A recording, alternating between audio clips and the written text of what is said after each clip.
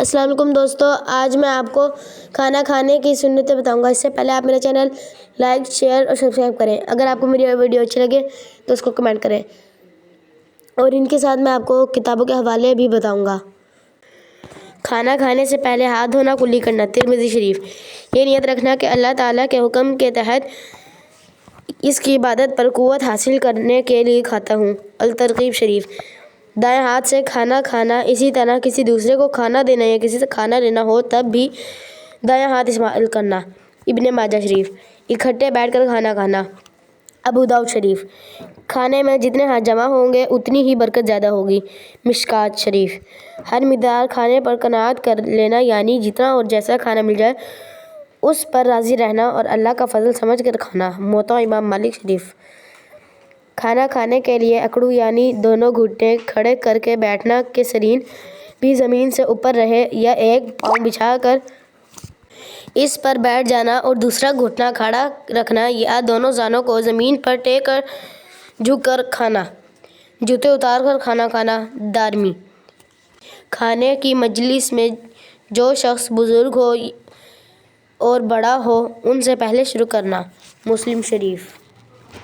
کھانا 3 انگلیوں سے آرام سے کھایا جا سکتا ہو تو چوتھی انگلی کو شامل نہ کرنا، غرض بقدر ضرورت ہاتھ کی انگلیاں استعمال کرنا، الترغیب شریف۔ بسم اللہ الرحمن الرحیم پڑھ کر کھانا شروع کرنا، ابو داؤد شریف۔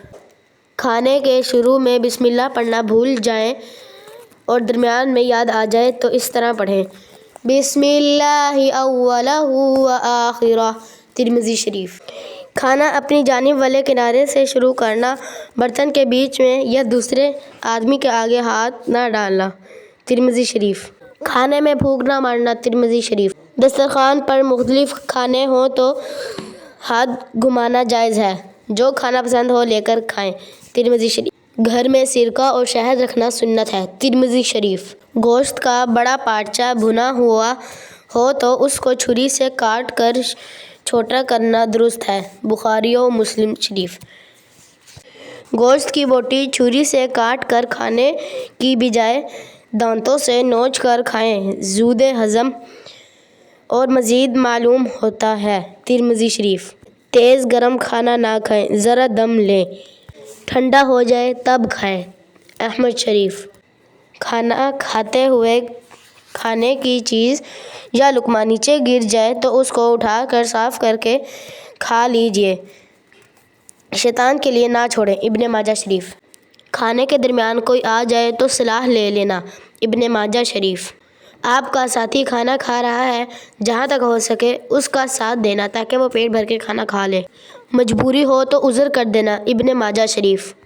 جس خادم نے کھانا پکایا ہے اس کو کھانے میں شریک کرنا یا 2-4 لقمے اس کو علیحدہ سے دے دینا، ابن ماجہ شریف۔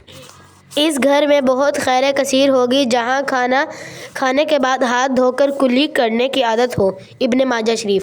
کھانا کھانے کے بعد انگلیوں اور برتن کو چاٹ لینا، کیونکہ کھانا کھانے والے کو معلوم نہیں ہے کہ شاید اس میں جزع میں حق تعالیٰ شانہ نے برکت رکھی ہو جو برتن میں رہ گیا ہے۔